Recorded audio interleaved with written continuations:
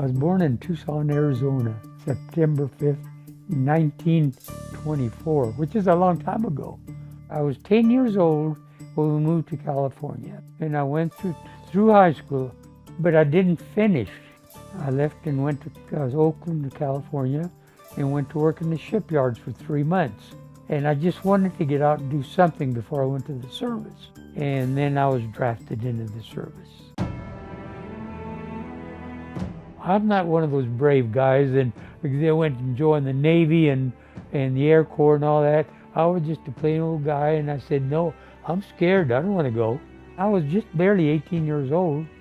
They rounded us up and we marched towards the front then. And I said, oh boy, here we go. So I said, cover that windows, right there, and keep blasting away at them. And I'm going to go up there and see if I can get a grenade in there or something. And you could hear the bullets zinging around and the mortars dropping down and here and there. And you hear the guys hollering, medic, medic. And here you go down, hit the ground, you get up and you hear the zing, zing, zing, the bees. And there are bullets flying around you. I used to get out of the hole and I'd tell them guys, I said, no, shoot over there. I said, keep plugging away. And then I'd get up, I was leaving my post to draw fire. And then these guys would be watching where the smoke was coming from. And then all of a sudden they would all shoot into those areas.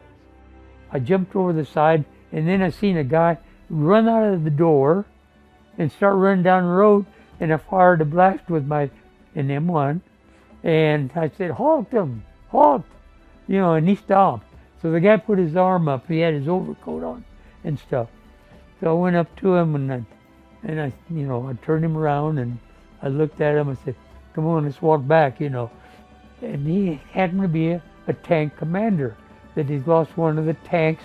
Some of the tanks were still out there in the fields, They run out of fuel, some were hit, then, some had mechanical problems, and he happened to be one of those guys. I did that a couple of times.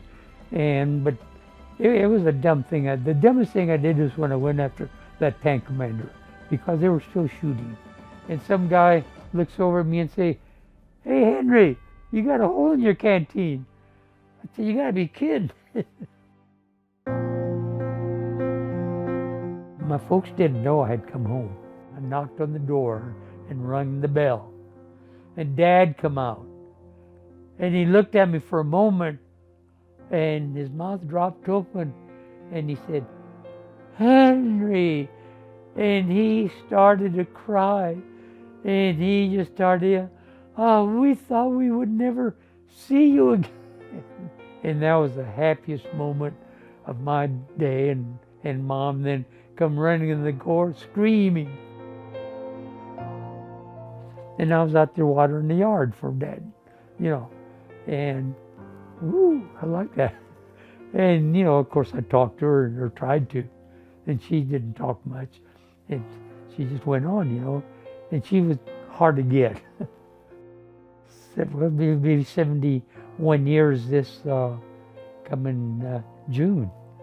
I drove a gasoline truck and tanker for probably 15 years or so. I went to school and I quit driving, and I become a tax man. I learned how to do income tax for the last 15 years of my life, or work life, They thought I was brave, and I thought I was stupid. I was an idiot, because I didn't know any better. No. But I was scared to death. I was scared. No, we were all scared.